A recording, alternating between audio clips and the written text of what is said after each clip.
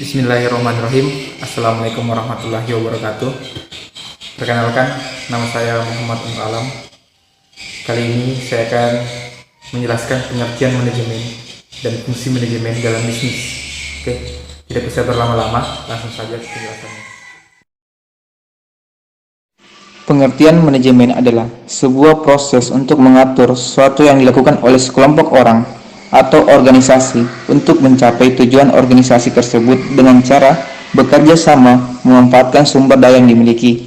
Secara etimologi, kata manajemen diambil dari bahasa Prancis kuno, yaitu manajemen, yang artinya adalah seni dalam mengatur dan melaksanakan. Manajemen dapat juga didefinisikan sebagai upaya perencanaan, pengkoordinasian, pengorganisasian, dan pengontrolan sumber daya untuk mencapai sasaran secara efisien dan efektif.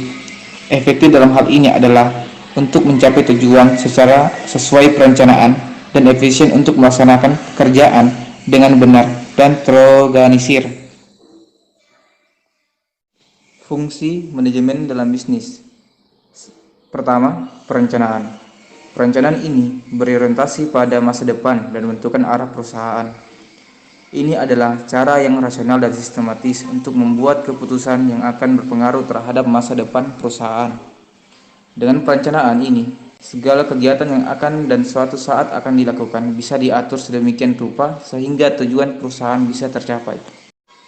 Yang kedua, pengorganisasian.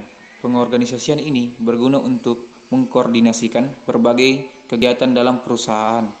Hal ini sangat penting untuk memudahkan pengawasan terhadap sumber daya agar bisa menjalankan kegiatan secara efektif dan efisien.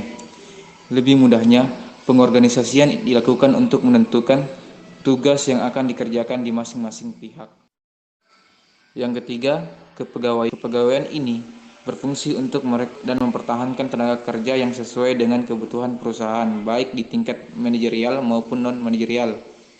Dalam hal ini berkaitan juga dengan pelatihan, pengembangan, kompensasi, dan evaluasi karyawan, dan mempertahankan tenaga kerja ini secara insentif dan memberikan motivasi yang tinggi. Hal itu didasari karena manusia adalah faktor paling vital dalam proses manajemen. Penting untuk merekrut karyawan yang tepat. Yang keempat, pengarahan. Fungsi pengarahan ini berkaitan dengan kepemimpinan, komunikasi, motivasi, dan pengawasan sehingga karyawan melakukan aktivitas mereka dengan cara yang seefisien mungkin. Untuk mencapai tujuan yang diinginkan, dalam pengarahan, komunikasi yang baik sangat diperlukan agar informasi bisa diterima dengan baik oleh para pekerja. Selain itu, pemberian motivasi juga akan berpengaruh besar terhadap kinerja pekerjanya. Yang terakhir, pengontrolan.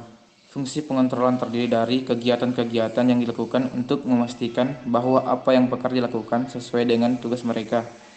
Kegiatannya terdiri dari penetapan standar yang harus dilakukan pekerja hingga memperbaiki penyimpangan yang dilakukan oleh pekerja yang ada dalam perusahaan.